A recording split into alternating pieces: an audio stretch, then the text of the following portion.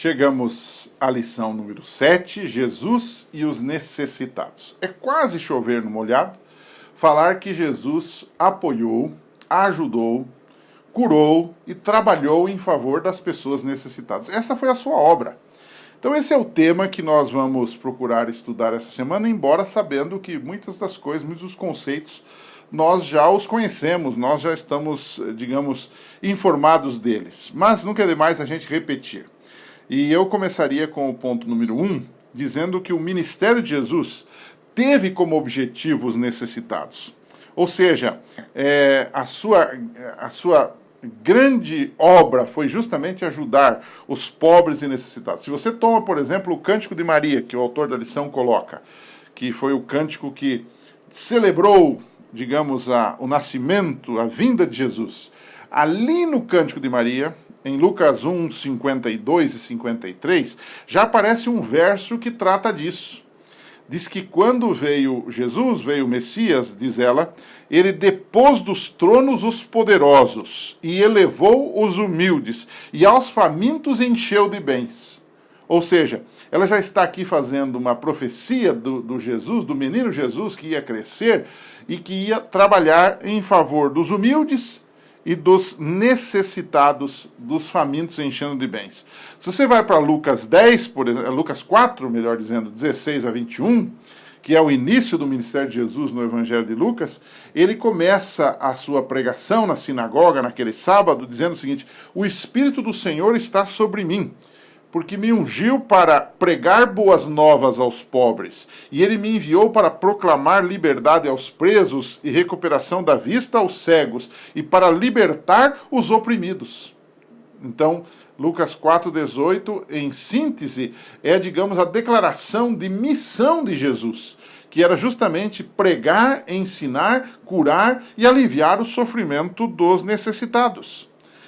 Uma segunda afirmação que nós podemos colocar nesse contexto do ministério de Jesus e os necessitados é que o ministério de Jesus foi usado em grande parte para curar os necessitados. No mundo da antiga Palestina, que não existia a medicina como nós a temos hoje, que não existiam os remédios, os recursos como nós as temos hoje, que não existiam até regras higiênicas como temos hoje, havia milhares e milhares de pessoas doentes, acamadas, com sérios problemas de saúde. Então, os milagres de Jesus vieram para minorar esse sofrimento.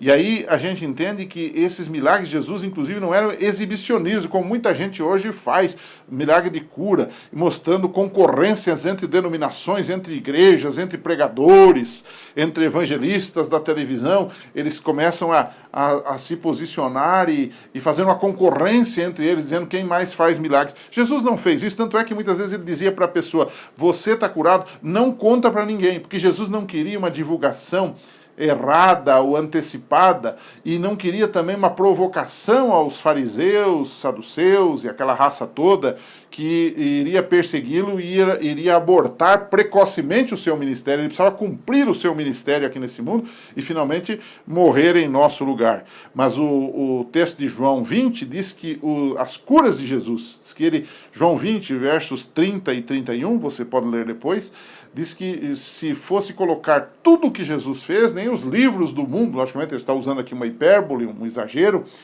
caberiam o que Jesus fez, que ele fez muita coisa, mas as coisas que ele fez, os milagres que ele operou, as curas que ele efetuou, eram para que as pessoas, ao verem o poder de Deus através dele, crescem que Jesus era o Filho de Deus, que era o Salvador.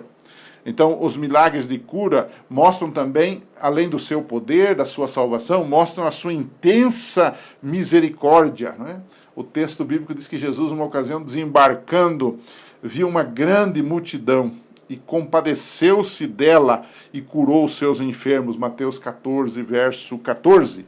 Então, o ministério de Jesus foi um ministério essencialmente usado para curar pessoas e minorar-lhes o sofrimento.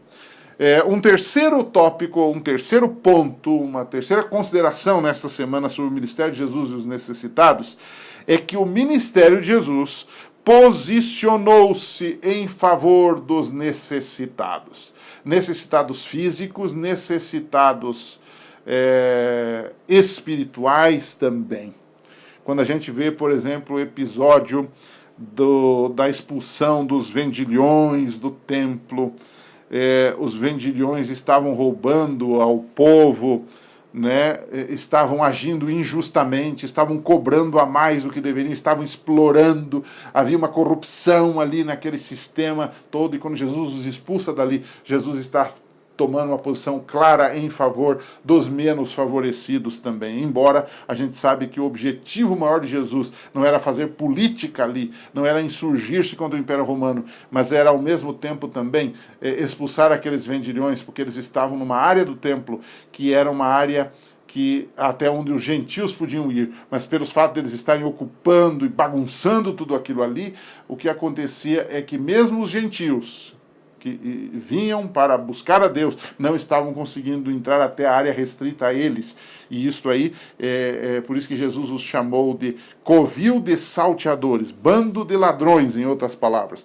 Eles eram ladrões no sentido figurado, eles eram ladrões no sentido que estavam roubando a oportunidade dos gentios, mas eles eram também ladrões literais, porque eles vendiam ovelhas, vendiam coisas para o sacrifício de forma desonesta e estavam extorquindo o povo. E esse era, de fato, um problema. Mas Jesus posicionou-se em favor dos que estavam sendo injustiçados aqui. E, finalmente, o ponto número 4 é que Jesus deu a sua vida pelos necessitados.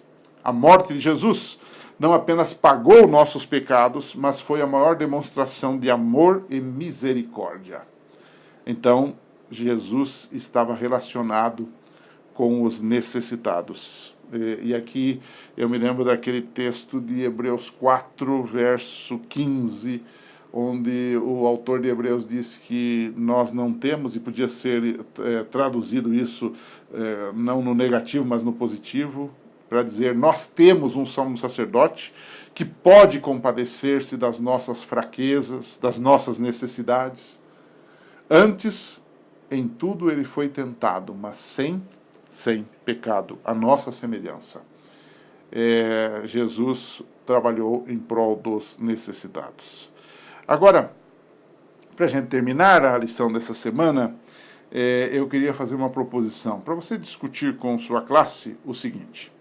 Jesus não defendeu política no sentido partidária, de briga ideológica, para promover o seu reino.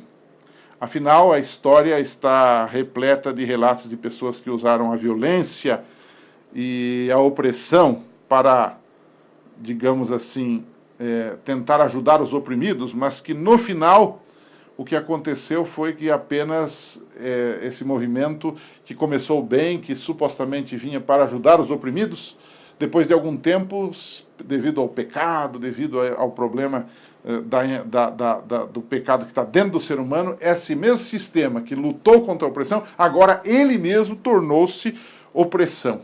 Ou seja, houve uma substituição de batedores, houve uma substituição de ladrões, uma substituição de corruptos. E isso é um problema muito, muito sério.